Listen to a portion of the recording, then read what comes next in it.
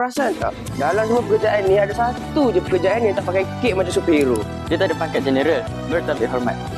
Tapi, dia yang pegang di seluruh negara. Dan yang paling rare, kuasa diorang ni macam gaib. Diorang tak ada pun kat sebelah kita.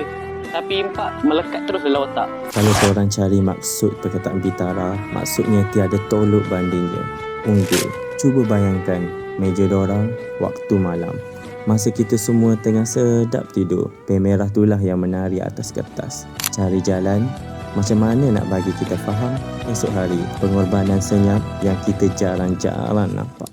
Sebab itulah tema Guru Bitara Nadi Negara tu ngam sangat dengan podcast sekarang ni. Sebab Nadi tu kan dia nyutan nyawa. Betul tu. Doktor selamatkan nyawa. Jurutera bina bangunan pencakar langit. Tapi persoalannya, siapa yang cipta doktor dan jurutera tu pada asalnya?